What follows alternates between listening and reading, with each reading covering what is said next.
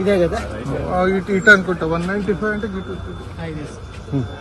Sir mobile ఉంటే అక్కడ mobile ఈ జూడ్ బాబు ఇక్కడే ఉందా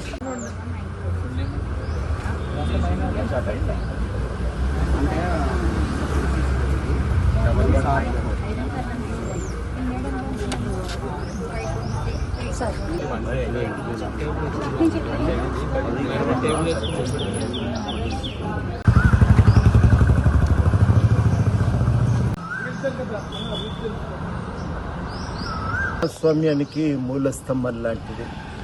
మన ఓటు హక్కును సరిగ్గా వినియోగించుకోగలిగితేనే పౌరులుగా మన బాధ్యతను నిర్వర్తించినట్టు అవుతుంది. మనం ఓటు హక్కును సరిగ్గా వినియోగించుకుంటేనే బాధ్యతాయుతమైన ప్రభుత్వాలు ఏర్పడతాయి, ప్రజాస్వామ్యం బలపడతాయి. ఇవాళ పౌరులందరికీ చేసే విజ్ఞప్తి, మనకు ఉన్న ఓటు హక్కును సద్వినియోగం చేసుకున్నాం. ఈ ఓటు హక్కు ద్వారా ఒక మార్పుకు మనం పూనుకోవచ్చు, ప్రభుత్వాలు సరిగ్గా పనిచేసేటట్టు చూడవచ్చు. అన్నిటికంటే ముఖ్యంగా ఊళ్ళల్లో చెప్తారు, ఓటే లేకపోతే నేను లేనట్టే అని. ఆ అభిప్రాయం బలంగా ఉండటం చేత అందరూ కూడా తప్పకుండా వెళ్ళి ఓటేస్తారు. నేను బతికే ఉన్నా, నాకు ఓటు కూడా ఉంది కదా, నన్నెందుకు గుర్తిస్తలేరు అని తమకు ఏదైనా ప్రభుత్వ విధానం అమలు కాకపోతే గట్టిగా నిలబడి అడుగుతారు. ఇవాళ హైదరాబాదులో ఉన్న మనం కూడా అందరం బయటికి వెళ్దాం, ఓటు వేద్దాం. కొంచెంసేపు ఇబ్బంది అవుతుంది, దాన్ని తట్టుకొని నిలబడదాం. మీ అందరికీ, పౌరులందరికీ కూడా తెలంగాణ జేఏసీ గతంలో జేఏసీ చైర్మన్గా పనిచేసిన నేను మీ అందరికీ కూడా పేరు పేరున అభ్యర్థిస్తున్నా. తప్పకుండా బయటికి రండి, మీ ఓటు హక్కును సద్వినియోగం చేసుకోండి.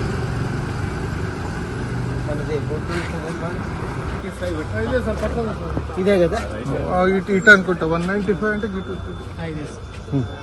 సార్ మొబైల్ ఉంటే అక్కడ మొబైల్ ఈ జూడ్ బాబు ఇక్కడే ఉందా